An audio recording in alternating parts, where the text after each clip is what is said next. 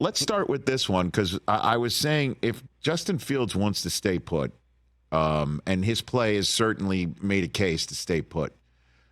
Going into Green Bay and coming up with his best game as a Bear and changing the ownership papers back to Chicago for the Bears from Green Bay would be a way to do it. What is your sense of the Bears thinking now that they know this has been their first week knowing that they've got the first overall pick again? What do you think, Tom? I think that there is a lot involved in this, Rich, and I know that Kevin Warren, who took over as the team president months ago, and is certainly involved in the football operation, did a media session today in which he, pointed out they try to look at these things holistically. They look at the big picture. It's an indirect way of saying that you've got decisions to make, whether it's with your head coach, whether it is with the quarterback, the number one pick. There's a lot of different ways you can go about this, and you're trying to figure out for the long haul for the Chicago Bears to get back on top, what are the best things to do? Part of that's going to be the scouting process, whether that's Caleb Williams, Drake May, somebody else who they might value at that high of a level. Is that a significant enough upgrade that you feel it is over Justin Fields? Because remember, they're not just looking at one game. They've got a body of work at this point on Justin Fields. They probably have a pretty good idea what they think he is, what they think he isn't, the development, what his upside is, what his floor is as they're moving forward here. You're comparing that against the quarterbacks in the draft. And then in addition to that, you're also thinking about, okay, if you're bringing in, let's say, Caleb Williams, who is the best coach for him? And maybe that's, staffing things under Matt Eberflus. Maybe that is a different head coach. All these decisions fit together here. There's no question the Bears have played a lot better, especially since the trade deadline. You look at the games they've won.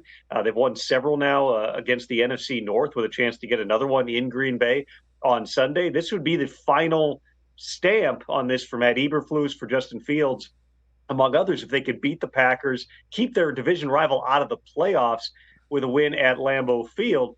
But again, the fact they have a new team president who wants to look at the entire situation, you got a lot of parts that are all interconnected here. They're going to have to make those decisions based upon that criteria. Well, who's they? Who is it? Is it George McCaskey? Is that who it is? Like, who's the one that's going to be like, okay, we're keeping Eberflus, now make your decisions from there, or okay, holistically, what does that mean about, if Eberflus goes and how does this work? I mean, and when? Like, what's the timing here? I mean, there's lots going on.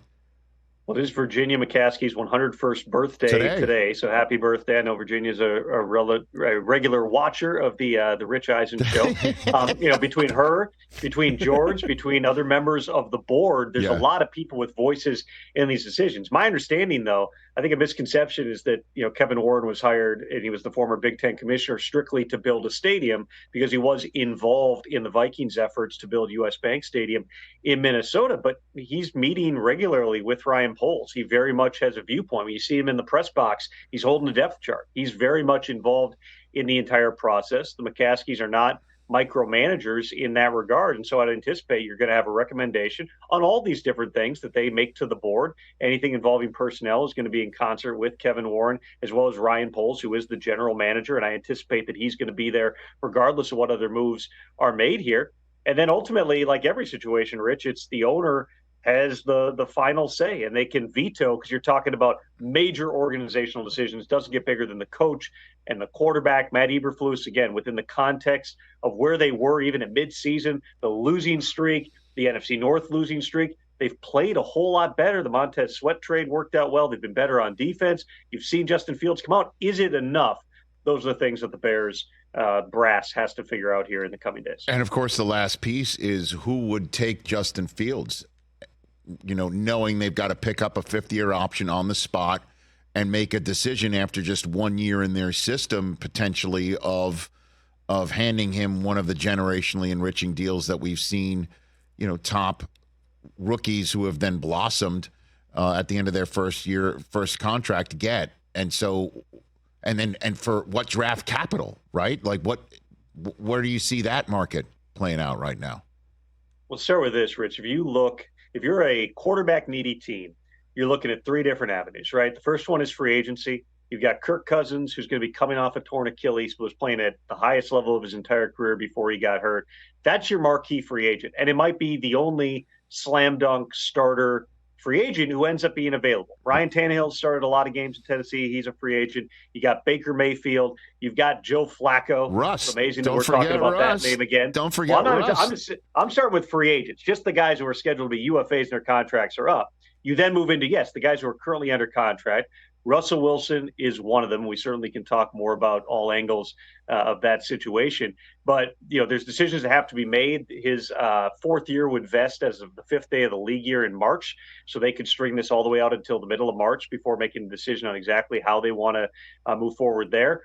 Kyler Murray, I think the Cardinals and Jonathan Gannon have been pretty clear that at this point they view him as their quarterback moving forward. But like anything, if there's an offer that comes or if they have an opportunity in the draft, there's always different possibilities there. What did the Giants do with Daniel Jones? They're locked into him for 2024. He's coming off another season-ending knee injury. You've got a lot of different things. Then you got the draft where, depending who you ask right now, there could be 4, 5, 6 quarterbacks that end up being first-round picks. So there's going to be a lot of teams. When you have that many quarterbacks available, there's going to be then a lot of teams that are in that quarterback market. And we just went through a bunch of them between, Minnesota will be in that market, Denver, New England, Atlanta. There's a ton more of them. There are a lot of different ways that this entire thing can go here. And people are going to have to make evaluations of, okay, if you bring in a Kirk Cousins, you bring in a Russell Wilson, you bring in somebody who's in their mid-30s, do you also have to draft one just to make sure that you're solidifying that position as you move forward? Catch the Rich Eisen Show every single day on the Roku channel, 12 to 3 Eastern, for free.